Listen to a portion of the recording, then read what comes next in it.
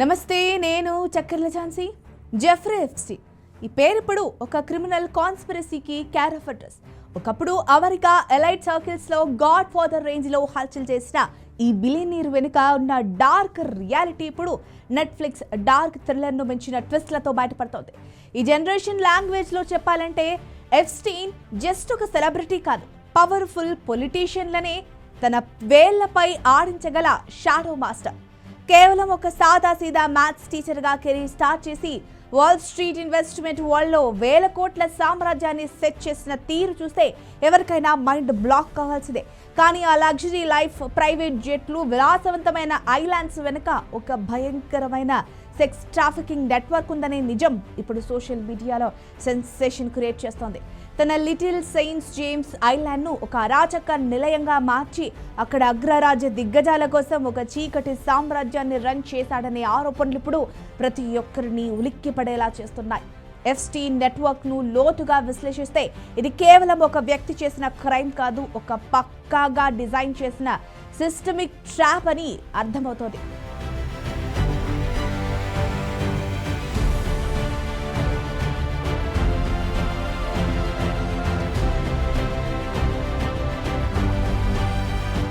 ఆయన కేవలం డబ్బుతోనే కాకుండా ఇన్ఫర్మేషన్ ఈజ్ వెపన్ అనే సూత్రాన్ని నమ్మి అగ్ర నేతలను తన కంట్రోల్లో ఉంచుకున్నారు.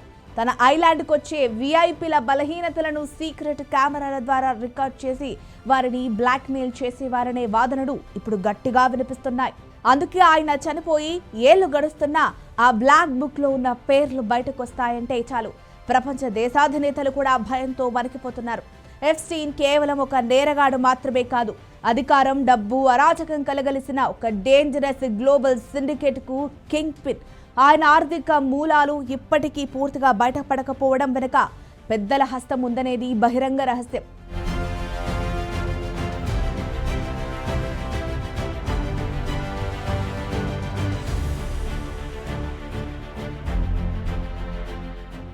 ఇక విషయంలోకి వెళితే అమెరికా అధ్యక్షుడు డొనాల్డ్ ట్రంప్ పై మాజీ మిత్రుడు, ప్రపంచ కుబేరుడు మరోసారి సంచలన ఆరోపణలు సంధించారు. తీవ్రమైన లైంగిక నేరాలకు పాల్పడిన జెఫ్రీ ఎప్స్టీన్ కేసుకు సంబంధించి గవర్నమెంట్ సీల్ చేసిన ఫైళ్లలో ట్రంప్ పేరు ఉందని మాస్క్ ఆరోపించారు. ఈ మేరకు ఎప్స్టీన్ పేరుతో ఫెడోఫైల్ అరెస్ట్ కౌంటర్ 0000 అనే మెమోను ఎక్స్ వేదికగా పోస్ట్ చేస్తూ విమర్శలు గుప్పించారు. ఏం టైం అయింది చూడండి, మళ్లీ ఎవ్వరూ అరెస్ట్ కాలేదనే సమయం వచ్చింది అంటూ కామెంట్ చేశారు. గతంలోనూ ఇదే అంశంపై మాస్క్ సోషల్ మీడియాలో పోస్ట్ చేయడం గమనార్హం. ట్రంప్ పేరు ఎప్స్టీన్ ఫైళ్లలో ఉంది, అందుకే వాటిని ఇంకా విడుదల చేయడం లేదంటూ విమర్శించారు. అయితే కొద్దిసేపటికే ఈ పోస్ట్ను మాస్క్ తొలగిస్తూ అంత దూరం వెళ్లకూడదని అనిపించిందని వివరణ ఇచ్చారు. అమెరికా పార్టీ పేరుతో మాస్క్ రాజకీయాల్లోకి వచ్చిన విషయం తెలిసిందే.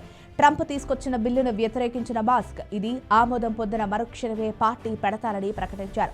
అత్యంత తీవ్రమైన లైంగిక నేరాలు, ముఖ్యంగా మైనర్ బాలికలతో శారీరక సంబంధాలు, లైంగిక దౌర్జన్యానికి బలవంతం చేయడం, చిన్నారుల అక్రమ రవాణా వంటి నేరాలకు పాల్పడినట్లు జెఫ్రీ ఎప్స్టీన్ పై అనేక కేసులు నమోదయ్యాయి.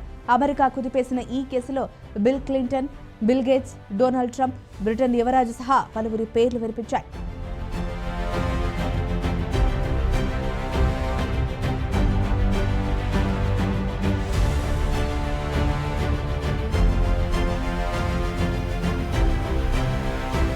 కాగా 1990లలో ట్రంప్ ఎప్స్టీన్ మధ్య స్నేహం ఉండేదని పలు నివేదికలు పేర్కొంటున్నాయి. ఇద్దరు ఫ్లోరిడాకు చెందినవారే కాగా అనేక ప్రైవేటు పార్టీల్లో కలిసి పాల్గొన్నారని తెలుస్తోంది. 2017లో ఓ ఇంటర్వ్యూలో ఎప్స్టీన్ మాట్లాడుతూ ట్రంప్ నా అత్యంత సన్నిహితుడు అని కూడా చెప్పినట్లుగా వార్తలు వచ్చాయి. కానీ 2019లో ట్రంప్ ఈ వ్యాఖ్యలను ఖండిస్తూ ఎప్స్టీన్ నాకు మిత్రుడు కాదు, 15 ఏళ్లుగా అతడితో మాట్లాడలేదు, నా గోల్ఫ్ క్లబ్లకు నిషేధించాను అన్నారు. లైంగిక నేరాల కేసులో అరెస్టైన ఎప్స్టీన్ అనూహ్యంగా 2019లో జైల్లో ఉండగానే చనిపోయారు. కాగా ఎప్స్టీన్ కేసులో FBI నివేదిక వెలుగులోకి వచ్చిన తర్వాత మాస్క్ పై వ్యాఖ్యలు చేశారు. ఈ నివేదిక ప్రకారం ఎప్స్టీన్ మరణం ఆత్మహత్య అని తేల్చారు. మూడపక్షం జోక్యంపై ఎటువంటి ఆధారాలు లేవు. అలాగే బ్లాక్మెయిల్ కోసం ఎప్స్టీన్ వద్ద క్లయింట్ల జాబితా అంటే క్లయింట్ లిస్ట్ లేదు అని స్పష్టంగా చెప్పారు. ఈ నివేదిక ప్రకారం ఎప్స్టీన్ కేసుకు సంబంధించి ఇకపై ఎటువంటి వ్యక్తిపై కూడా కేసులు నమోదు చేయబోరని స్పష్టం చేశారు. ఎప్స్టీన్ సహచరురాలిగా గుర్తింపు పొందిన బ్రిటిష్ సామాజిక హక్కుల కార్యకర్త గిస్లెయిన్ మ్యాక్స్వెల్ బాలల లైంగిక అక్రమాలకు సంబంధించి 20 ఏళ్ల శిక్ష అనుభవిస్తోంది. ఫైనాన్షియల్ ఇన్వెస్ట్మెంట్ బ్యాంకర్, సామాజిక కార్యకలాపాల్లో ప్రముఖుడిగా గుర్తింపు పొందిన జెఫ్రీ ఎప్స్టీన్ అమెరికా ఉన్నత వర్గాల్లో మంచి పలుకుబడి కలిగిన వ్యక్తి. రాజకీయ నాయకులు, పారిశ్రామికవేత్తలు, వ్యాపారులు, సెలబ్రిటీలు, పలు దేశాల యువరాజులు తదితరులతో సన్నిహిత సంబంధాలుండేవి. వీరికి వందలాది బాలికలను ఎరవేసి తన ప్రైవేటు ద్వీపం ఫ్లోరిడా, న్యూయార్క్, విర్జిన్ ఐలాండ్లలోకి తీసుకెళ్లి వారిపై లైంగిక దాడులు చేయించినట్లు ఆరోపణలున్నాయి.